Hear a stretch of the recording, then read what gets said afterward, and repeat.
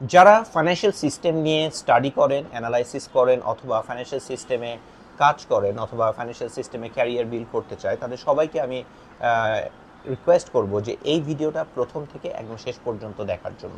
তার কারণ হচ্ছে এই ভিডিওতে আমি আলোচনা করব যে গত এক দশকে ইন্ডিয়া কিভাবে তাদের ফাইন্যান্সিয়াল সিস্টেমকে ড্রামাটিকলি ইমপ্রুভ করেছে। আমরা যদি গত এক দশকে বাংলাদেশের ফাইন্যান্সিয়াল সিস্টেমের অবস্থা দেখি, তাহলে বাংলাদেশের ফাইন্যান্সিয়াল সিস্টেম গত এক দশকে ম্যাসিভলি ডিটেরিয়েট করেছে, যেটা আমরা পত্রপত্রিকা পড়লে অথবা পাবলিক প্লেসে চলাফেরা করলে, মানুষের আলোচনা দেখলে প্রতিনিয়ত বুঝতে পারি। এই আলোচনা শুধুমাত্র যে ফাইন্যান্সিয়াল অ্যানালিস্ট ও ইকোনমিস্টদের মধ্যেই সীমাবদ্ধ তা না। এখন মাস পিপল আর সন্দিহান, যে তারা চিন্তিত, তারা শঙ্কিত অ্যাবাউট দ্য ফাইন্যান্সিয়াল ডিটোরিয়েশন নিয়ে, about the deterioration in the banking সিস্টেমের অ্যাসেট, ফাইন্যান্সিয়াল সিস্টেমের অ্যাসেট নিয়ে তারা শঙ্কিত। সো তারা অফেন চিন্তা করে তাদের সেফটি অফ ডিপোজিট নিয়ে, যেটা 5-6 বছর আগেও মানুষ চিন্তা করতো না, এবং তাদের সেফটি অফ ডিপোজিট, তাদের ইন্স্যুরেন্স পলিসি টাকা পয়সা পাবে কিনা, এগুলো নিয়ে কারেন্টলি কিন্তু মানুষের মধ্যে একটা আশঙ্কা বা শঙ্কা বা ভীতি কিন্তু রয়েছে। এর মধ্যে আমরা গত 2-3 মাস ধরেই কিন্তু দেখছি যে ব্যাংক মার্জার নিয়ে অনেক কথাবার্তা চলছে। বেশ কিছু ব্যাংক অলরেডি অ্যানাউন্স করেছে যে তারা মার্জ করবে। আবার দেয়ার আর সাম কনফিউশন যে মার্জার ঠিক মতো এগুলো হবে কিনা, এগুলো নিয়ে অনেক আলোচনা চলছে, হুইচ ইটসেলফ ইন্ডিকেটস যে আমাদের ফাইন্যান্সিয়াল সিস্টেমের কারেন্ট যে অবস্থা সেটা খুব যে একটা ভালো তা না। And on top of that সেগুলোর রিফ্লেকশন আমরা স্টক মার্কেটেও দেখছি, যেটা খুব একটা ভালো অবস্থায় যে আছে সেটাও কিন্তু না। ঠিক অন্যদিকে গত 10 বছরে ইন্ডিয়া কিন্তু তাদের ফাইন্যান্সিয়াল সিস্টেম অনেকটাই আমাদের মতো ছিল 2013 সালে। সেখান থেকে তারা কিন্তু ড্রামাটিকলি ইমপ্রুভ করেছে। সো সেদিন আমি একটা আর্টিকেল পড়ছিলাম দ্য ইকোনমিস্ট ম্যাগাজিনে, যে কিভাবে ইন্ডিয়া ড্রামাটিকলি তাদের এক দশকে ফাইন্যান্সিয়াল সিস্টেম ইমপ্রুভ করে। এই ভিডিওটাই সেই আর্টিকেলটাই একটা summarise version. So let's C.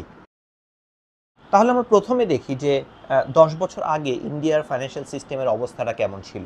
So আমরা যদি 2013 সালে দেখি, তখন মর্গান স্ট্যানলি তারা ইন্ডিয়াকে আরও 4টা ফাইন্যান্সিয়ালি ট্রাবল দেশের মধ্যে অন্তর্ভুক্ত করেছে। So they called it fragile 5, যার মধ্যে ইনক্লুডেড ছিল Brazil, Indonesia, South Africa, Turkey and India. এবং এই যে 5টা কান্ট্রিকে তারা ফ্রেজাইল 5 বলছিল, তার কারণ ছিল they had weak capital market, financial মার্কেটে অনেক ইনস্টেবিলিটি ছিল, there are not much ways or avenues for ordinary people to save money. তারপরে তাদের কস্ট অফ ক্যাপিটাল অনেক হাই ছিল, ইনফ্লেশন হাই ছিল, there was growing non performing loans in the banking system.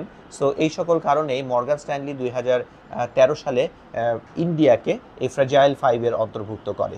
কিন্তু 10 বছর পর ইনফ্লেশন দেখা যায় ভেরি মাচ স্টেবল, যদিও ইনফ্লেশন একটু হাই, কিন্তু it's very much stable in India. তাদের যদি আমরা দেখি যে they are less dependent on capital flows from outside world, so they are not dependent on outside capital. They have large foreign exchange reserve, they have strong domestic savings, and they have adequate exchange rate management as well, though like many currencies Indian rupee depreciate করেছে over the years, but their FX reserve যে exchange rate management system, that is much more adequate. তাহলে প্রথমে আমরা একটু দেখি যে কিভাবে এই হাই ইনফ্লেশন এবং এনপিএল ইস্যুগুলো রিজলভ করা হলো। সো 2010 সালে যদি আমরা দেখি, ভারতে state run banks were the largest component of the financial system, and they were rotten, their assets were rotten, they were actually threatening to drag down the overall financial system as well because of state run and ব্যাঙ্কগুলোর অনেক asset, and those were large portion of those banks were NPL. So এই অবস্থাটাকে tackle দেওয়ার জন্য the Indian government they brought back the professor from university of Chicago, Raghuram Rajan, so to run the Reserve Bank of India, the central bank of India. So Raghuram Rajan join the Reserve Bank of India in 2013, এবং যখন Raghuram Rajan join করে Indian central ব্যাঙ্কে, so he found 2 big problems. একটা ছিল high inflation, and সেকেন্ডটা ছিল twin balance sheet problems. তার মানে হচ্ছে there were deterioration in the quality of the assets in the banking system, and there were deterioration of the assets in the corporates as well. So তার 3 বছরের যে টার্মটা ছিল, এই 3 বছরের টার্মে he did A tremendous job in bringing inflation under control, and also he improved the overall balance sheet problem as well. So আমি strongly recommend করব, আমরা যারা ফাইন্যান্সিয়াল সিস্টেম নিয়ে কাজ করি, অ্যানালাইসিস করি, তাদেরকে রাঘুরাম রাজনের একটি বই আছে, বইটার নাম হচ্ছে I do what I do, এই বইটা পড়ার জন্য। বিকজ এই বইতে উনি 2013 সাল থেকে 2016 সাল পর্যন্ত ইনফ্লেশনকে ট্যাকেল দেওয়ার জন্য, ব্যালেন্স শিট প্রবলেমগুলোকে ট্যাকেল দেওয়ার জন্য, কর্পোরেটের যে ব্যালেন্স শিটের প্রবলেমগুলো ছিল সেগুলোকে ট্যাকেল দেওয়ার জন্য, ওভারঅল ফাইন্যান্সিয়াল সিস্টেমে সে যে রিফর্মগুলো করেছিল সেই রিফর্মগুলো নিয়ে উনি কাজ করেছেন, কিভাবে করেছেন সেগুলো খুব বিস্তারিত এই বইটিতে বর্ণনা করা আছে। I read this book few years back and it is a fantastic book, এবং many of those things can be really applicable in Bangladesh, because a lot of those problems are very similar to Bangladesh, and if we want to reform, I think সেই প্র্যাকটিসগুলো কিন্তু আমরা করতে পারি। So তো NPL ইস্যুটাকে tackle দেওয়ার জন্য 2016 সালে একটা নতুন ব্যাংকরাপসি কোড ইন্ট্রোডিউস করা হয় ইন্ডিয়াতে, যেখানে ওই সময়টা bad loans worth of $106 billion, $106 billion worth of bank লোনকে, যেগুলো আসলে এনপিএল ছিল, নন পারফর্মিং ছিল, সেগুলোকে রাইট অফ করা হয়।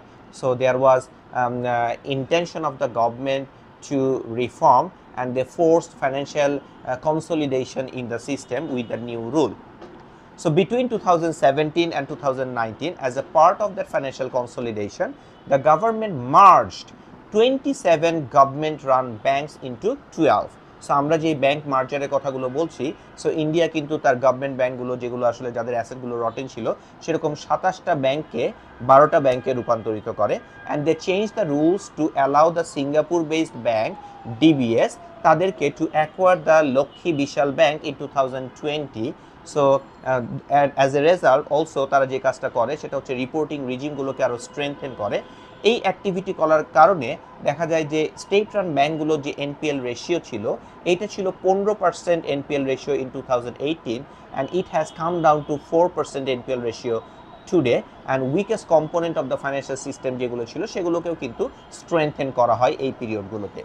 আমরা যদি ইন্ডিয়ার ব্যাঙ্কিং সিস্টেম দেখি, তাহলে HDFC bank, that bank became the world's 10th largest valuable banks by market capitalisation, এবং এই ব্যাংকটার রিটার্ন অন ইকুইটি ইজ 16%, যেখানে কিন্তু JP Morgan, the America's leading bank, তার আরওই কিন্তু 12%। অন্যদিকে ইউরোপিয়ান ব্যাংকগুলোর আরওই অ্যারাউন্ড 7%, সেখানে কিন্তু এইচডিএফসির ব্যাংক, এই ব্যাংকের return on equity is 16%, and that bank became the 10th largest bank in the world as per the market cap. So এই যে ফাইন্যান্সিয়াল সিস্টেমকে রিফর্ম করা হলো, India dramatically improve the financial system. So এটার কারণে কি কি বেনিফিট আসলে ইন্ডিয়া পেলো, একটা হেলদি ফাইন্যান্সিয়াল সিস্টেমের ফলে আসলে কি হয়। সো নতুন যে হেলদি ফাইন্যান্সিয়াল সিস্টেম ইন্ডিয়া পেলো, তাদের যে ইমপ্রুভটা করলো, এর ফলে দেখা যাচ্ছে there has been credit available to the people for consumption, housing and industrialisation. So the number of branches by private banks that increased by 60%, 60% since 2015, and as a result the number reached to 163,000 branches. আপনি যদি one of the biggest financial system US যদি দেখেন, US এর banking সিস্টেমে আপনার 78,000 bank branches আছে, যেখানে ইন্ডিয়াতে 163,000 bank branches. As a result, consumer loan shifted from local লেন্ডার্স, যারা হয়তো উইকলি 10% করে চার্জ করতো, সেই লোনগুলো চলে গেল ব্যাংকের বুকসে। সো ব্যাংকের কাছ থেকে কনজিউমার লোনগুলো মানুষ হয়তো 15% অথবা লোয়ার রেটে নিতে পারছে। Also there has been a big push যে যারা আনব্যাংক পপুলেশন, পোর পিপল, তারা যেন ব্যাংকিং সিস্টেমের আওতায় আসে, সেই আনব্যাংক পপুলেশনকে ব্যাংকিং সিস্টেমে আনার কিন্তু একটা পুশ ইন্ডিয়া করে। অ্যাজ এ রেজাল্ট 2014 সাল থেকে 52 কোটি ব্যাংক অ্যাকাউন্টস ওপেন করা হয়, এবং এই যে 52 কোটি নতুন ব্যাংক অ্যাকাউন্টস ওপেন করা হয়, তাদের combined assets today holds around $28 billion, that's around Bangladeshi টাকায় 3,30,000 কোটি টাকার মতো। অ্যাজ এ রেজাল্ট এইটা ইন্ডিয়াকে হেল্প করে টু অ্যাকিউমুলেট সেভিংস, যেই সেভিংসগুলোকে তারা কিন্তু ইউজ করতে পারছে in terms of providing capital. So these small people যারা হয়তো আগে আনব্যাংক ছিল, তাদের যে ক্ষুদ্র ক্ষুদ্র সেভিংসগুলো আছে সেগুলো ব্যাংকিং সিস্টেমে আসার ফলে they becomes the provider of capital and many of them become entrepreneurs as well. এবং এই অ্যাকাউন্টগুলোকে ইন্ডিয়ার নতুন যে newly digital payment and identification system সেটার সাথে লিঙ্ক করা হয়। এতে তাদের যে রেকর্ডগুলো থাকে এই রেকর্ডগুলোকে ইউজ করে তারা কিন্তু অ্যাক্সেস টু ক্রেডিট পায়। সো তাদেরকে ক্রেডিট দেওয়া বা তাদেরকে লোন গ্র্যান্ট করাটা ব্যাঙ্কগুলোর জন্য অনেক ইজি হয়, because they have more data and as a result যে জিনিসটা হয় যে স্মল বিজনেসগুলো অ্যাক্সেস টু ক্যাপিটাল অনেক বেশি হয় এবং তারা অ্যাজ এ রেজাল্ট স্মল যে সকল বিজনেসগুলো আছে তাদের অ্যাক্সেস টু ক্যাপিটাল থাকার কারণে তারা অনেক ইমপ্রুভ করার সুযোগ পায়। Did the stock market benefit as a result of this improved financial system? Definitely. Stock market are the major beneficiaries of improved financial system. So stock market boomed as a result of the improved financial system over the last 10 years. So India's market capitalization was smaller than Spain's 10 বছর আগে। and গত 10 বছরে যে financial system improved হয় তাতে করে ইন্ডিয়ার total market cap এখন স্পেনকে তো সারপাস করেছে, and it is neck and neck almost close two Hong Kong, and only US, China and Japan, these are the three countries, they are above the Indian stock market cap. And the Boston Consulting Group তারা বলেছে যে ইন্ডিয়ার stock market cap will become second largest by the year 2036. এবং শুধু তাই না, the proportion of population যারা share on করতো দ্যাট ওয়াজ 7% ছিল 10 বছর আগে, এবং সেটা 20%-এ রূপান্তরিত হয়। এখন আপনি একটা জিনিস চিন্তা করেন, with a large population like India 20% people যদি শেয়ার ওন করে, what is the number of people that are actually owning shares? And also foreign portfolio investment increased to record high of $40 billion.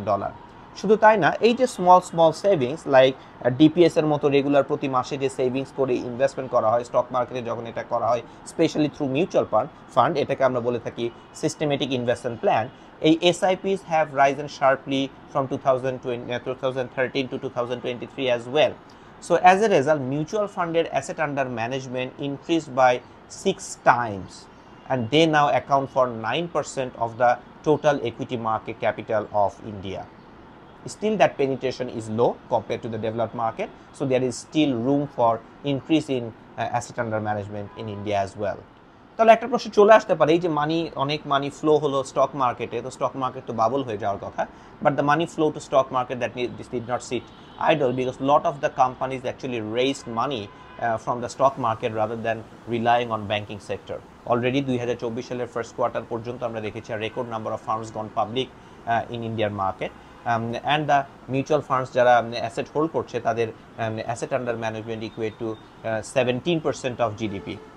2006 সালে 56% of the assets were in the banking system, but over time the percentage of assets held by banking system এটা কমে আসে because capital market উপর রিলায়েন্সটা অনেক বেড়ে গিয়েছে, এবং 2022 সালে the proportion was 48%, এবং Boston Consulting Group they are actually forecasting that this portion will shrink to 36% by 2030.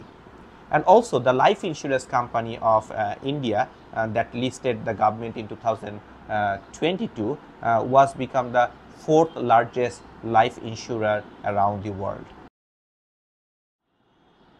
এখন সবকিছুই যে খুবই রোজি তা না, there are problems too, especially on the startup capital যদি আমরা দেখি, so there has been a record boom in startup capital এবং startup valuation অনেক বেড়ে গিয়েছিল, so that valuation has come down over the world and India as well.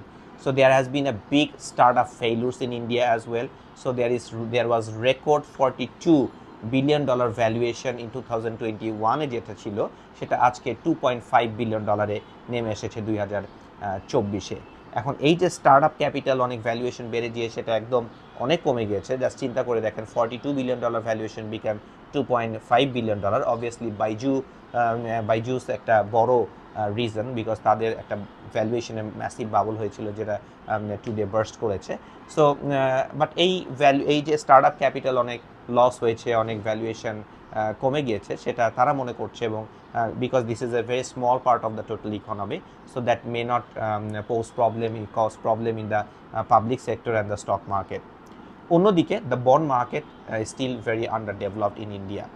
So the bond market of India is still running to finance the government's budget deficit like Bangladesh, and they still run to finance some of the large corporates. Most of the corporates are not actually getting the funds from the bond market. তার আরেকটা কারণ হচ্ছে ইন্ডিয়ার যে rating, সেই 2000 সাল থেকে rating তেমন একটা ইমপ্রুভ হয় নাই।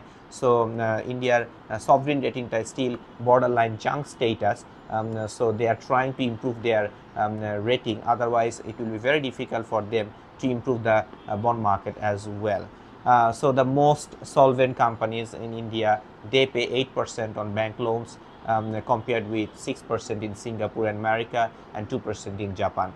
So at a high sovereign rating is very important for India, and not only for India, for Bangladesh as well, to develop the bond market, because যখন sovereign rating ভালো হবে তখন government will be able to বড়ো at lower rates, and যখন government will be able to বড়ো at lower rates তখন corporate তো তার চেয়ে একটা প্রিমিয়াম দিতে হবে, সে কর্পোরেটও ওই বেনিফিটটা কিন্তু পাবে। এখন যদি গভর্নমেন্টস বড় করতে চায় তাহলে তাকে বেশ হায়ার রেটে বড় করতে হবে, ওইটার সাথে যখন কর্পোরেটের ক্রেডিট রিস্ক, লিকুইডিটি রিস্ক আপনি অ্যাড করবেন তখন বরিং কস্ট কর্পোরেটের জন্য অনেক বেড়ে যায়, যেটা কর্পোরেটের জন্য very difficult. They can access to loan from